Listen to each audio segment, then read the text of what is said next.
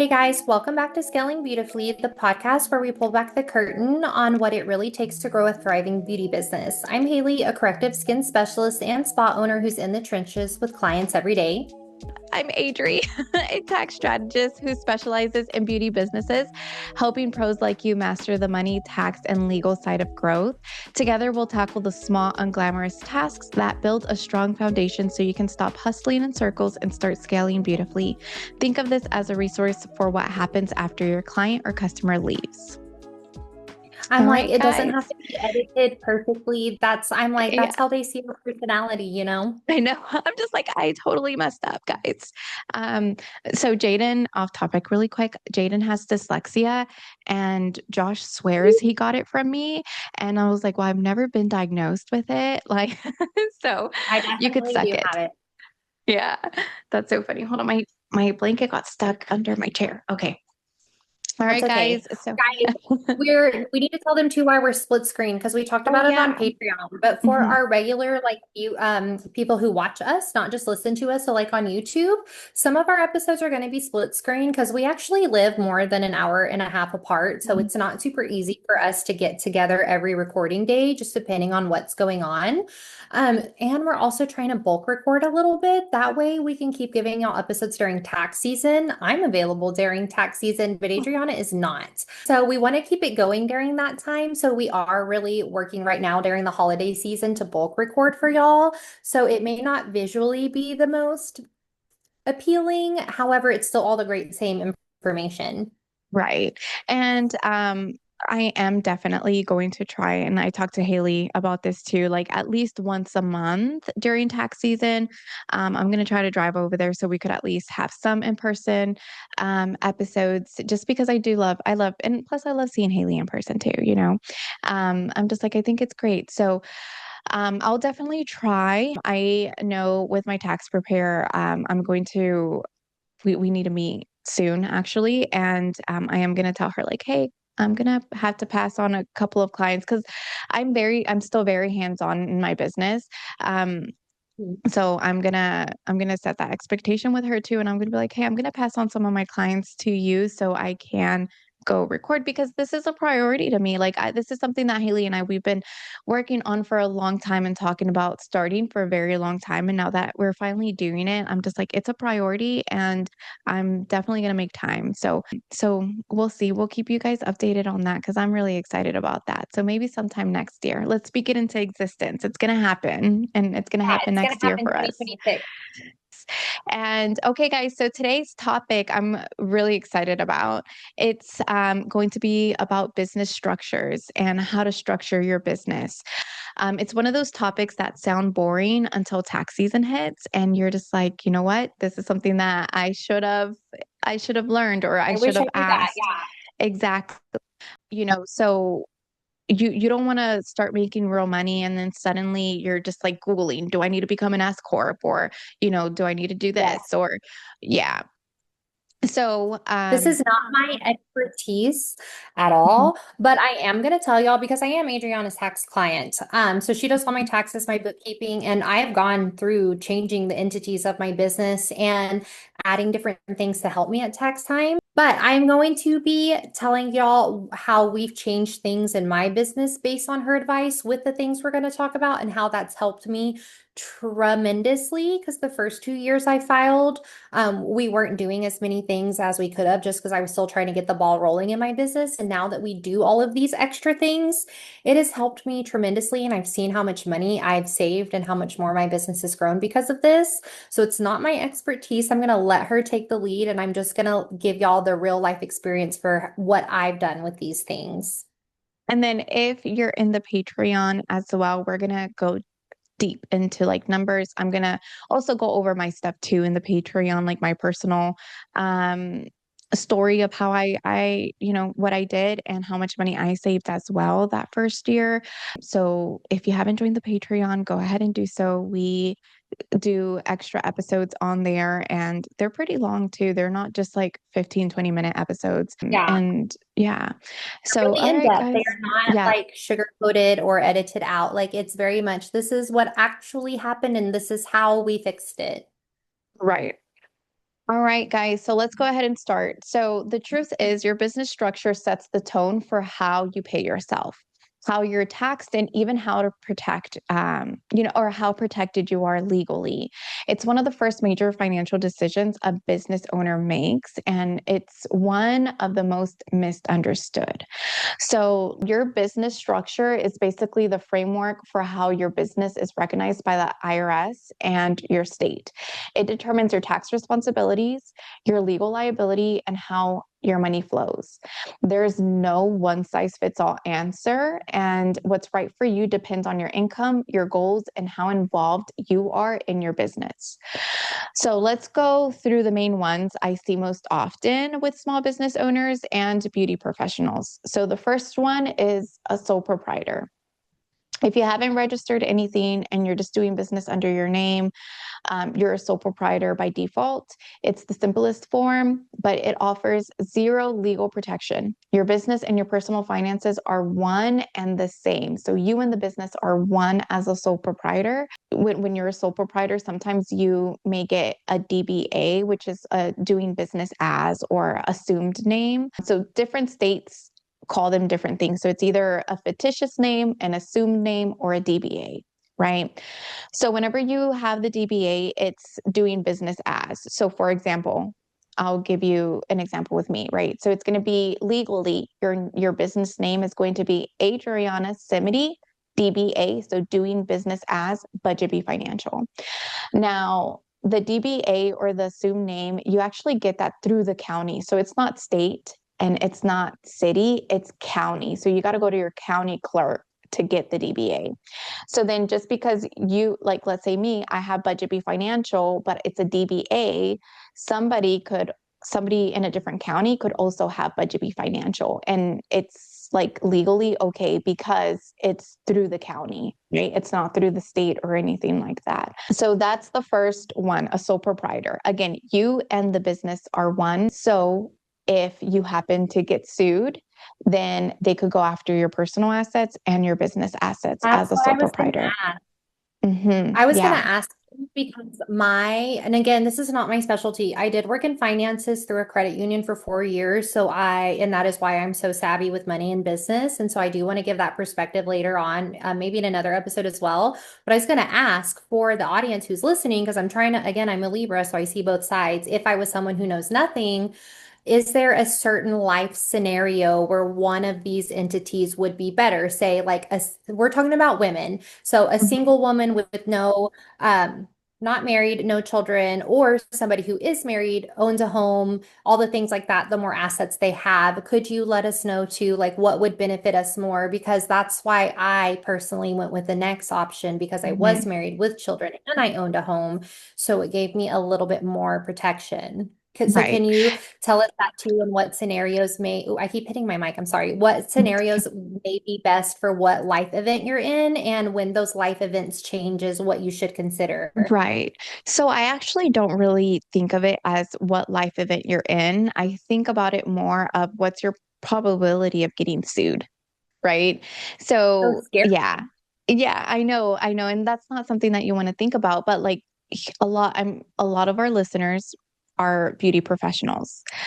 And in this industry, you're dealing with skin, or you're dealing with hair, or you're dealing with nails, or, whatever the case is in the beauty industry, but you're dealing with a physical person.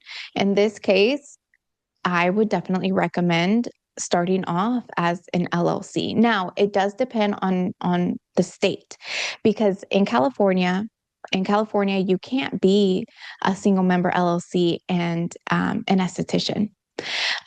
So it just kind of depends on the state. So I want to set a disclaimer out there and just like make sure you speak to like listen to the podcast so you could understand each entity, but then also speak with a professional, a tax professional, a lawyer, somebody who does registrations, but to speak with them about your specific situation.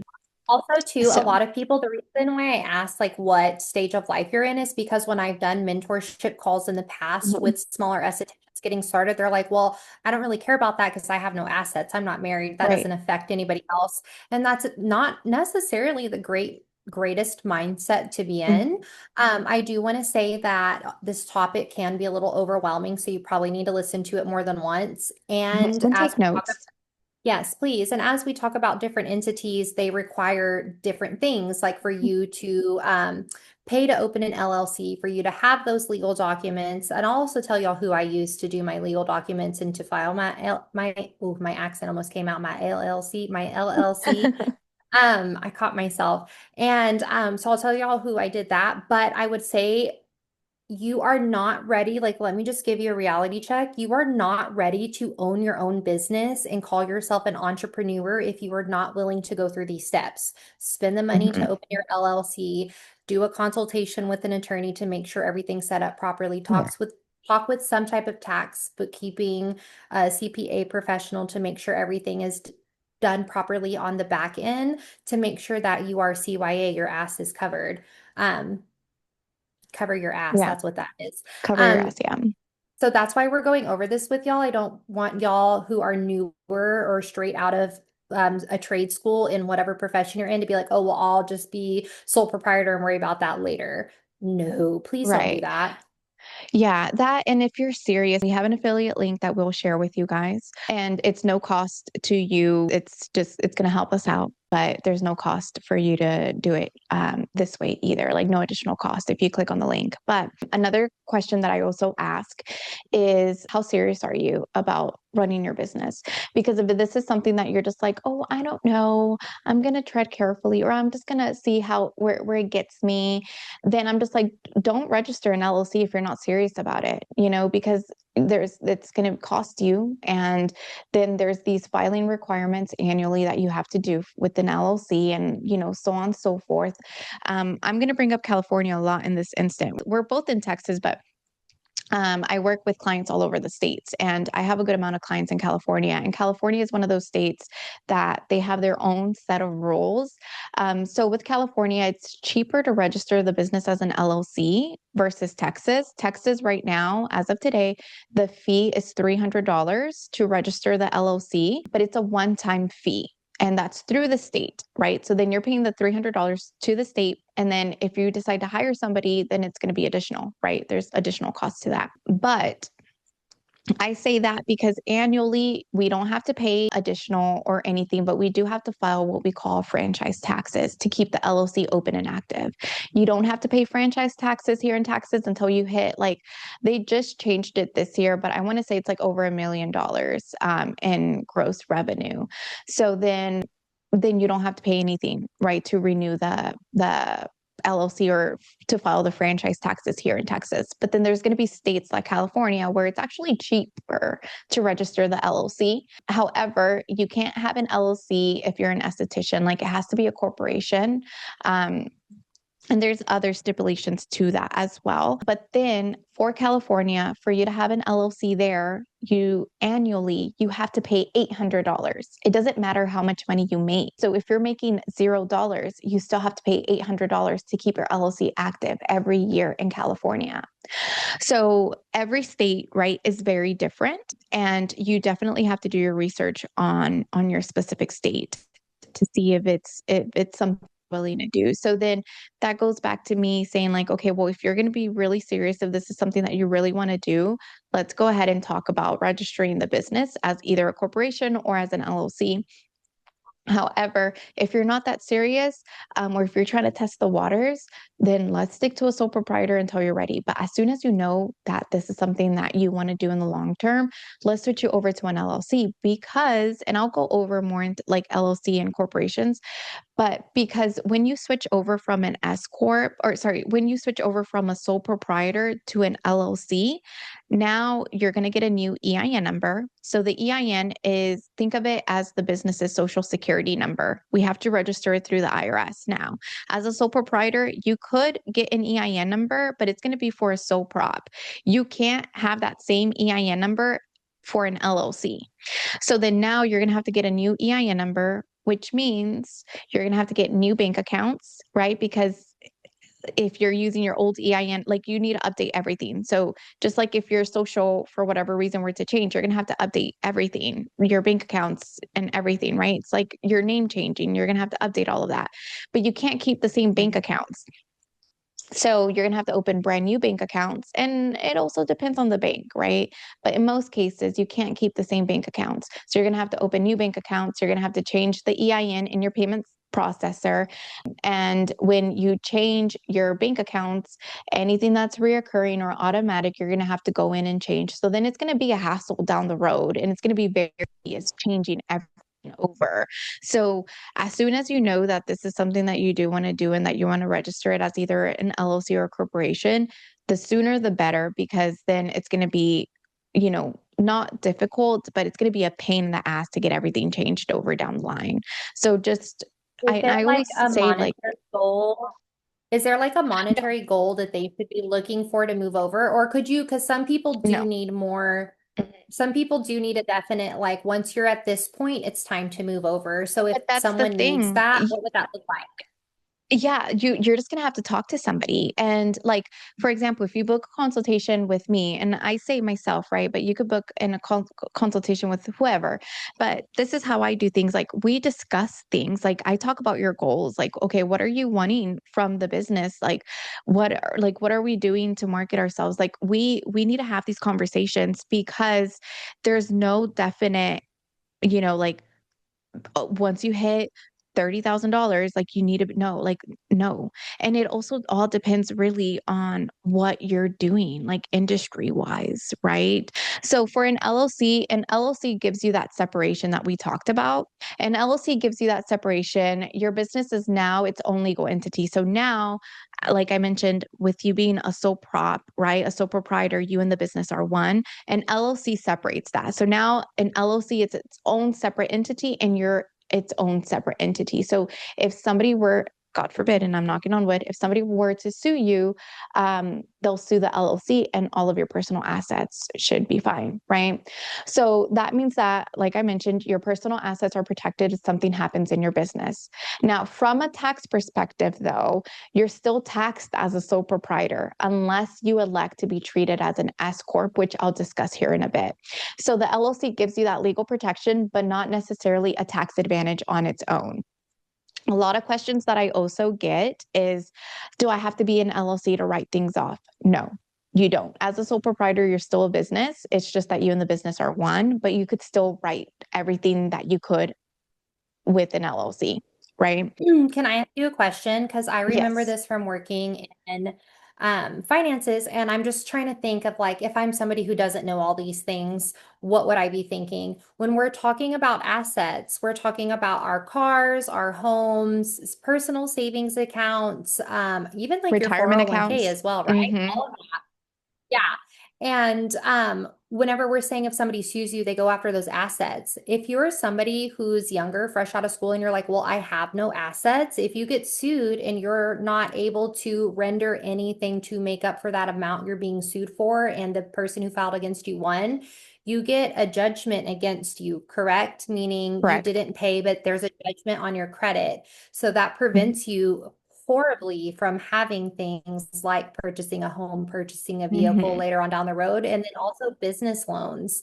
I have financed a few machines in my business, and so luckily I was able to do that. But I don't want you to think like, oh, I don't have anything to lose, so I'm just going to do it this way. It can affect you for years down the road. It And then absolutely also can. they can leverage your bank accounts too, which when I worked at the credit union, I would see 1 to 2 people a day that had their accounts levied to where they had money and they Mhm. couldn't access it. And then also if their spouse was on that account, even though their spouse had nothing to do with it and their spouse's income went into that account, it was levied as well. Right. Levied meaning Right. they So had no access to it. yeah. No, when I used to work at the bank too, we would have certain accounts too that were like levied.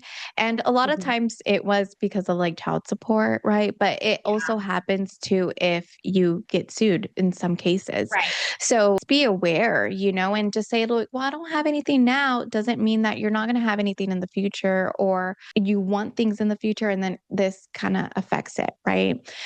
And Mhm. of course, we don't want to think about like getting sued or anything bad happening, but you need to be prepared. And I am the type of person that I'm always thinking, I'm very intentional with things that I do now to like better my future and like secure my future. So that's also the type of mindset that you guys have to have as a business owner. What am I doing now to secure my future? One of those things that I like stress about is retirement accounts, right? So like we don't have as business owners your typical 401k to where I'm working and my company's matching a certain percentage. No, like you need to save for it yourself. And that's for the future. And not a lot of us think about that. But that's going to be a whole different episode because I could go on and on and on about that. But yeah, so then going back to a sole proprietor and LLC, right? Like for you to switch over to an LLC, it's going to be more for protection and then more for preparing for the future, right? Because tax wise, it's not going to be a difference. There's no difference. The IRS is still going to see your LLC as like a sole proprietor. It's going to tax you the same. There's no true benefit tax wise to become a sole proprietor. To become an LLC from a sole proprietor. The reason to become an LLC from a sole proprietor is again, it's going to give you that protection and it's going to help you make moves easier down the line in the future when you're ready to become like an S Corp, right? So now that's going to be my next one is the S Corp. So now this is where things get interesting, right? And this is a tax election, right? Not a type of business. So you can't just open an S Corp. You have to elect to be taxed as one after forming either an LLC or corporation.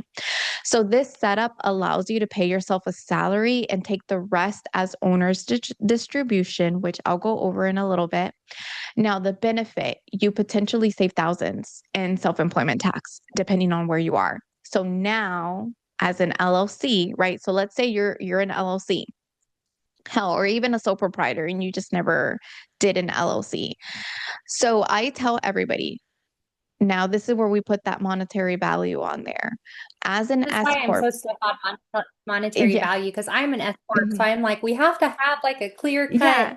and You're just like, like, but you if I'm an told S me. corp, I'm stuck on it. Yeah. Yeah. You're just like, you told me. I was like, I kind of saw your face and I was like, I'm going to get there, girl. I'm going to get there. So with an S Corp, I always recommend clients. And again, it all just kind of depends on your goals and where you want to be at and you know what you want for your business. But I always recommend electing as an S corp when you are about that 55 to $60,000 profit. Not that your business is making $60,000, is that you're actually profiting after business expenses, $60,000. Because I say that because it does come with more responsibility. For one, you're going to have to put yourself on payroll. So this is a non-negotiable that a lot of people miss. If you elect to be taxed as an S corp, you have to put yourself on payroll. You have to put yourself on payroll. So with that, now the IRS says it has to be a reasonable salary. So you can't pay yourself and you can't put yourself on payroll for $15,000 a year because that's not reasonable. You can't really live off of that, right? So it has to be a reasonable salary. So with payroll, it's going to come with separate filings, right? Payroll filings, compliance. You bookkeeping must be tight. So when you become an S corp or elect to be taxed as an S corp, I always recommend everybody to outsource your bookkeeping or hire an internal bookkeeper because it has to be tight now that you're an S Corp. It's not a move to rush into before your business is financially ready. It needs to be financially ready. So then on top of those expenses of payroll and like, you know, payroll taxes, your tax return is going to be a little more expensive because it's going to be a little more complex. And now you are filing two tax returns. So your S Corp is going to be due March 15th and your personal is due April 15th. And that's another thing that I really want to get out there too is that a lot of people tend to file for whatever reason their personal before they file their S-Corp, but it has to be the S-Corp first because it's going to generate a form called a K-1 form. That K-1 form you have to file on your personal tax return because an S-Corp is a pass-through entity. So the S-Corp isn't going to pay or owe any taxes, and it's not going to get a refund. Now, sometimes when you file, depending on the state, you'll have to pay those annual fees when you file the tax return, but it's not any tax liability for the business. It's a pass-through entity to where it's going to pass through its tax liability to its shareholder, which is going to be the owner, right? So in this case, both Haley and I were S-Corps. We file our S-Corp tax return before March, and then it generates a K-1 that we have to file within our personal tax return. And then in our personal tax return, it's going to say, like Adriana or Haley, they have this business, and this is the profit that it came with it, right? And then on our personal tax return, that's where the tax liability is gonna happen. Yeah. I hope that makes sense. Did that make sense, Haley? And it does. I am an Okay. S Corp, and I know that also too, they are installing security cameras in my office. So I don't know if you could hear that banging. Um, okay, good. They didn't give me any Yeah, notice that they were doing that. So I'm it's like, oh, okay. okay. I can just hear it while you're talking, and I'm like, oh God. But what I was gonna say is I know people are hearing, especially if it's someone fresh out of school, they're probably like, okay, this requires more work. I now have to outsource and get bookkeeping done. That's going to cost me money. I'm doing double in taxes. I have to pay monthly taxes. I know that they're just hearing it's going to cost me more and more and more. Mhm. And you're saying that you need to do it in a time in business when it's right for you. So outsourcing and talking to someone is so important because I know all of y'all are just focusing on, oh, it's going to cost me more. I'm an S Corp Mhm. myself, and I filed as a regular LLC and I filed as an S Corp. It has saved me so much money. Yes, I have Since to put up a little bit more money to be an S Corp, but when it comes time to pay taxes, I pay way less.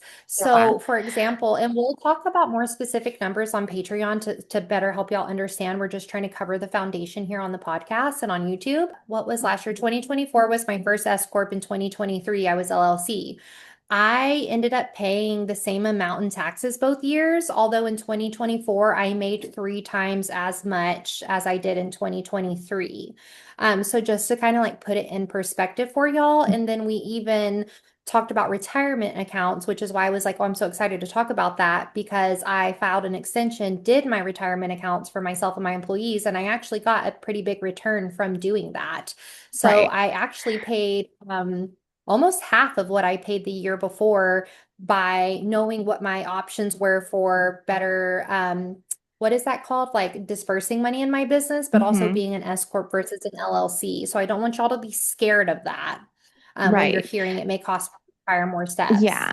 Yeah. And then, but also, guys, I want you guys to remember like, if you're paying a little bit more for tax prep, like that's A a write-off. valid business expense. Yeah. So it's going to be a Yeah. write off. It's a necessary and ordinary business expense. And you're going to hear me say that a lot throughout the podcast, ordinary and necessary, because that's what's going to qualify it to be a legit write off. This is where it really saves you a lot of money, right? Because now with you being on salary, that's you're an employee of your own business. So now your salary is a write-off, right? So yes, you're still paying taxes on your salary payroll, but it's literally half of what you would have paid in as a single member LLC.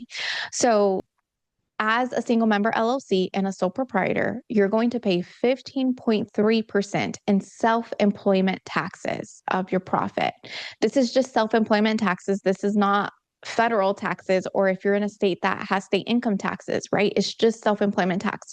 So whenever you transition over to an S Corp, you literally save half of that. Technically, there's no self employment tax as an S Corp, but you're paying through your salary, you're still paying Social Security and Medicare. So it's literally half of the 15.3%, which that's a big savings, right? There alone. And then on top of that, your salary is already a write-off. So then your profit for the business, it's decreasing because your salary is a write-off now, even though you have that.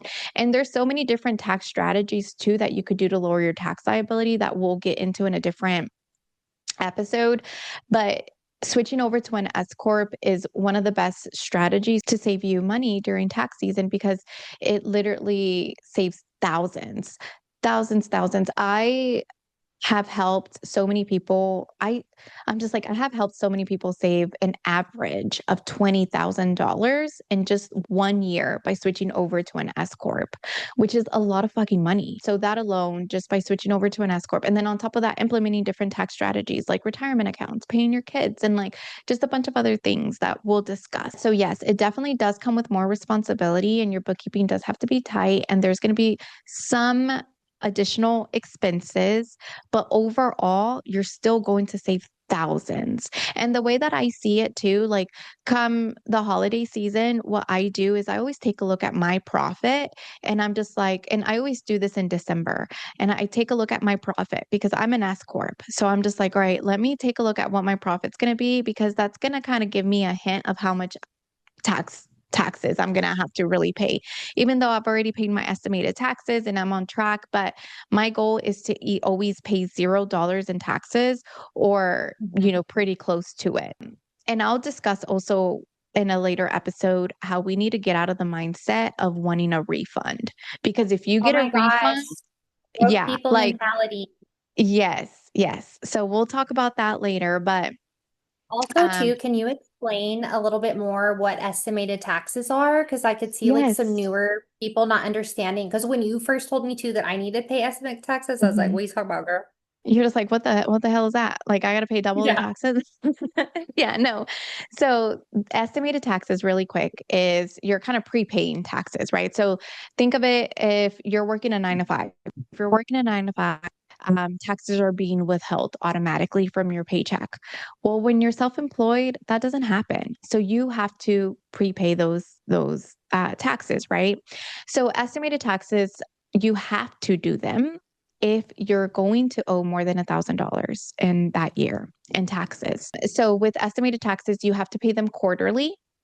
There's the safe harbor rule, which is 90% of what you're going to owe, which in the beauty industry and in most industries, it's kind of hard to really determine what you're going to owe in January, like what you're going to owe for next year. If we're like in April, right? Like it's going to kind of be a little difficult.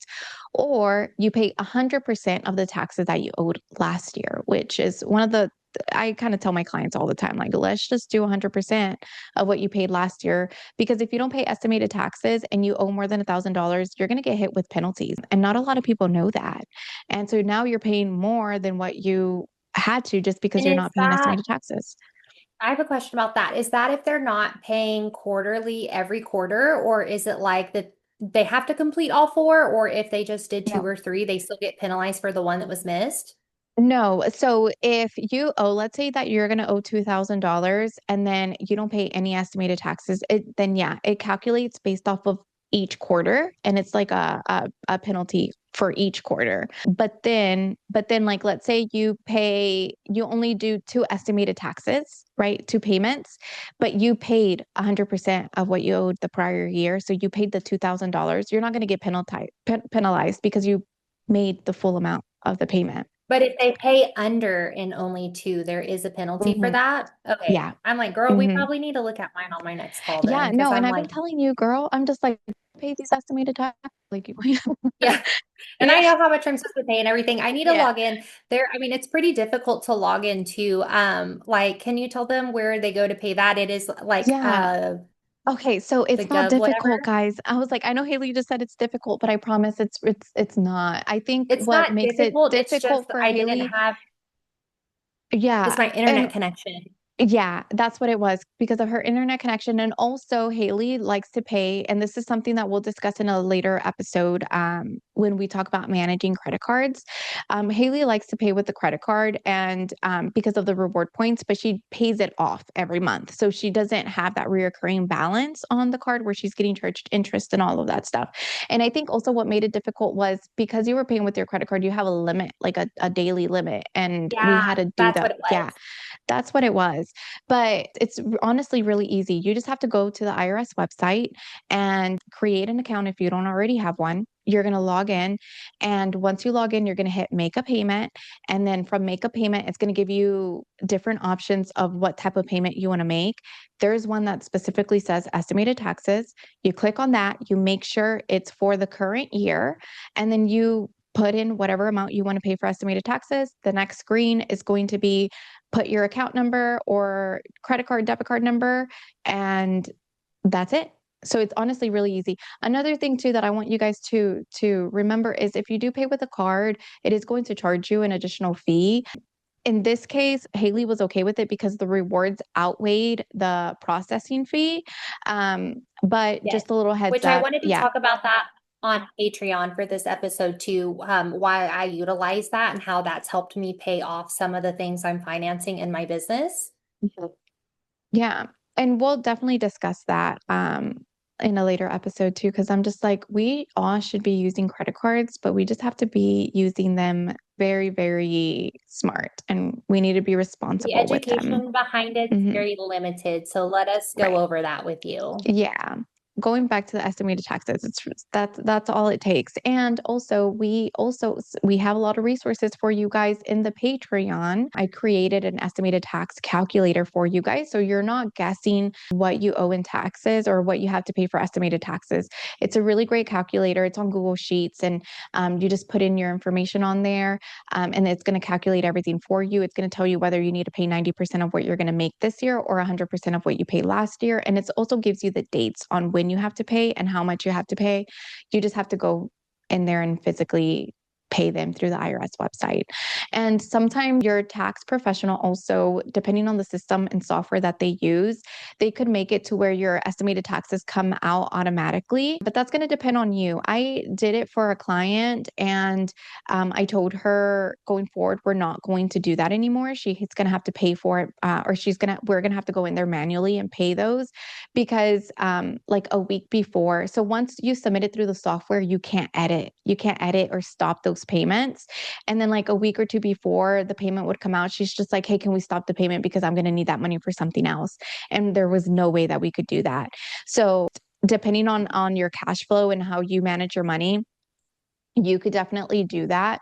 But then if you're not so disciplined, right, with your money right now, because you will be after listening to our podcast, then I wouldn't recommend it, right? One thing that I always do recommend is having a separate business savings account for your taxes and just transferring money in there so that's for taxes, not to touch it, and then you use that account to pay estimated taxes. All right. So we went over a sole proprietor, we went over an LLC, we went over how to be elected as an S-Corp. And lastly, very briefly, I'm going to go over a corporation. So corporations, those are C-Corps.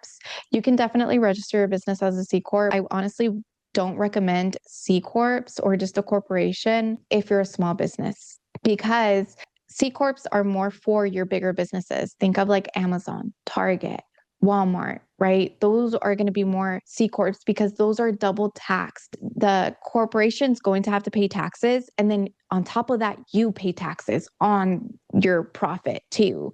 So those are double taxed. And it only works for larger companies to where the CEOs aren't the owners, right?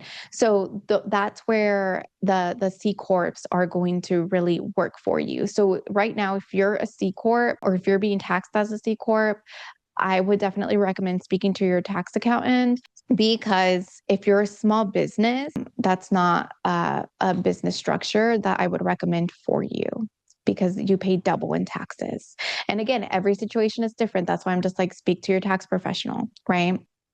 And now I do want to kind of connect it back to real life numbers. So let me explain to you a little bit too on like the right time again to elect as an S corp. So if you're earning under $50,000, it's not going to make sense to jump into an S corp yet, right? But once you're consistently profiting, right? Profiting is the word. If you want to profit or if you're profiting about 55, 60, 70 or over, that's when we need to start running numbers.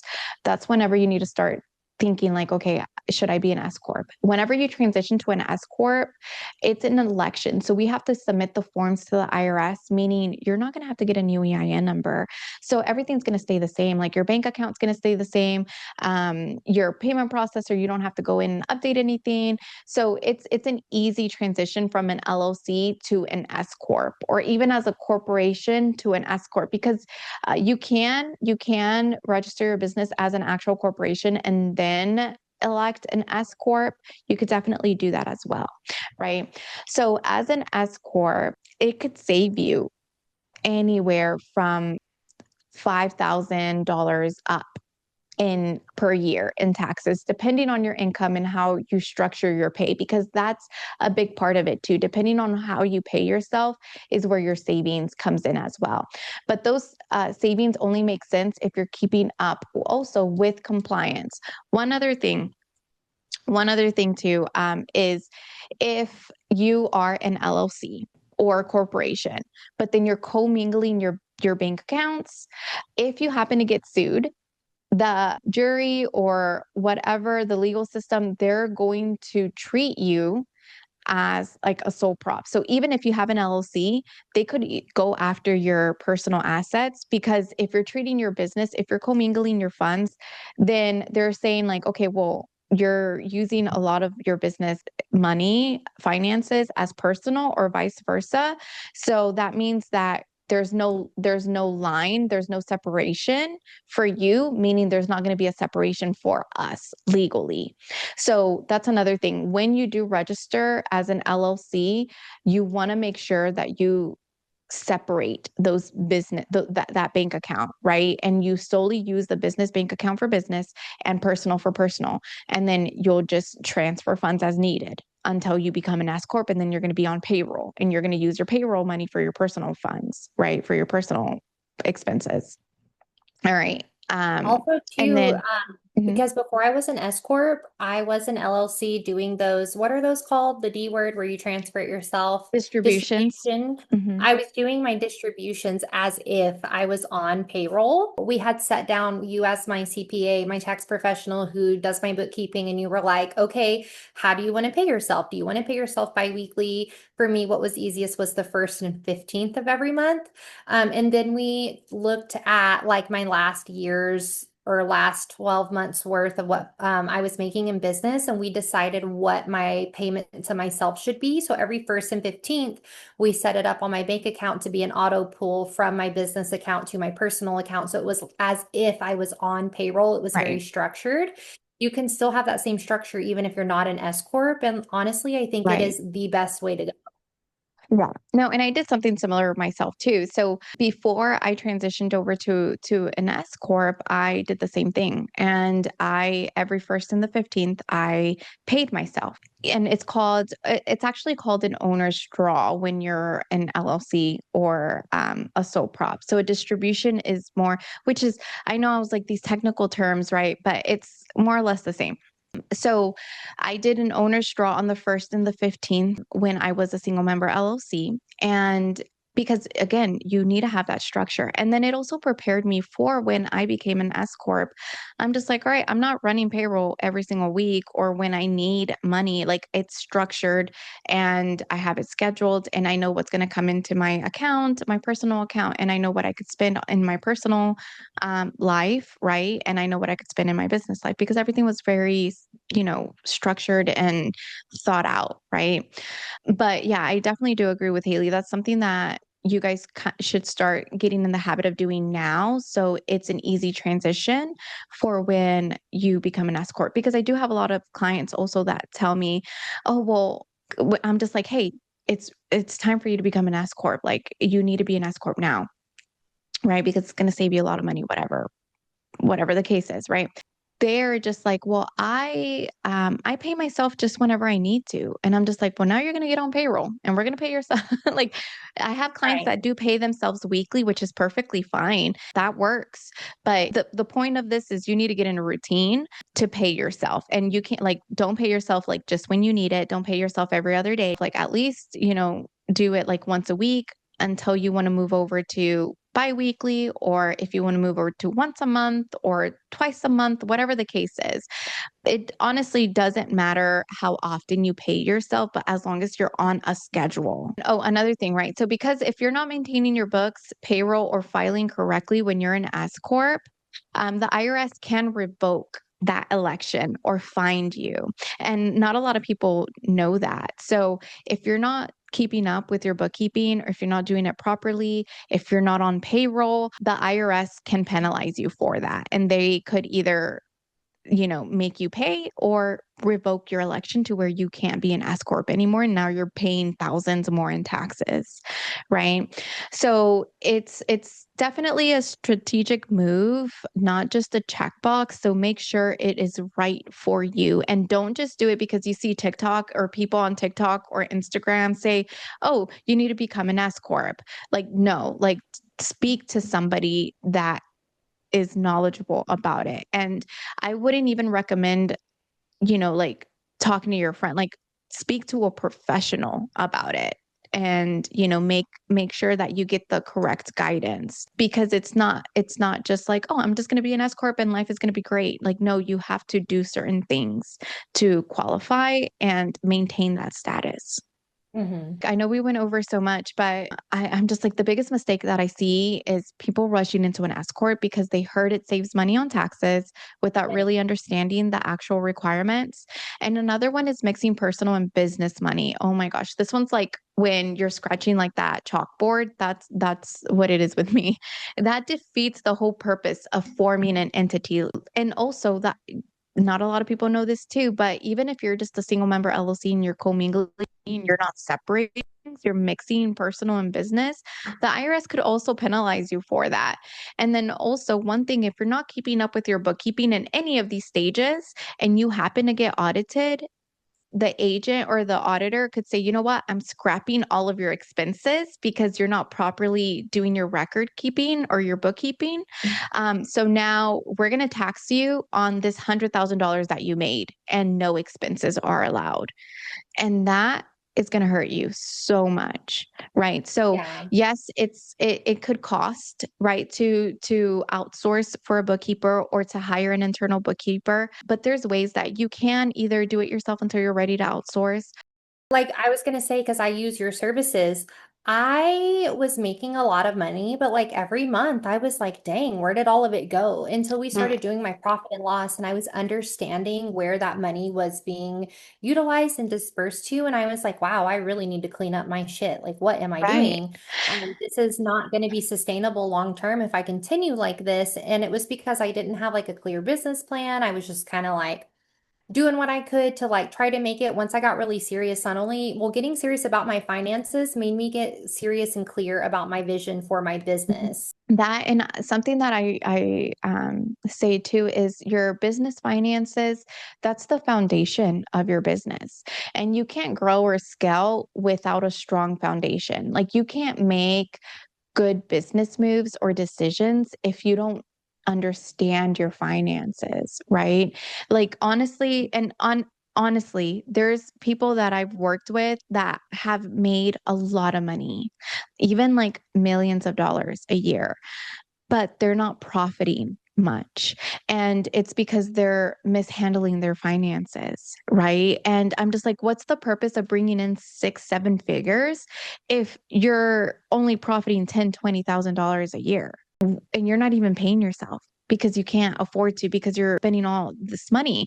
So I know with bookkeeping that definitely helps you really figure out where your money's coming from, where your money's going, and then it helps you make those better business decisions. I've also filed, or I've seen people file multiple LLCs thinking it looks more professional when really they've just made their life 10 times harder for bookkeeping and taxes too.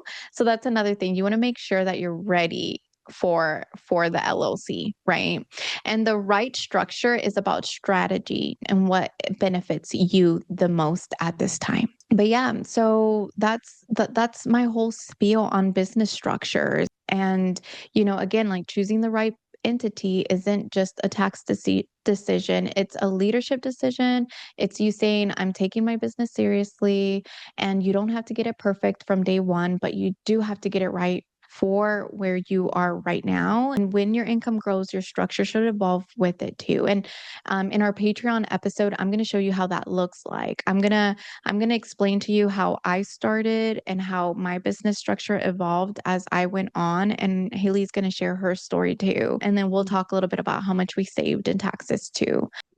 Yeah, I think that was good. I know it was not like a fun, relevant topic to like what is going on currently in the world or like in business. However, this is left out of school for beauty providers. And like everybody's always like, I had the worst experience in school, in my beauty trade school. We all did. It was not just you. So we're trying to go through each little bit when it comes to financial literacy. That way y'all can have a really strong business. But Right. yeah, I think that was good. Are you ready to close out and go over to Patreon? No, really quick thing is just again, don't copy somebody else's setup. What works for them Please. might Oh my not make God. sense for your numbers. Yeah. So just because you hear that Haley and I are S Corps doesn't mean that you're going to rush into becoming an S Corp if you're not ready for it. Okay.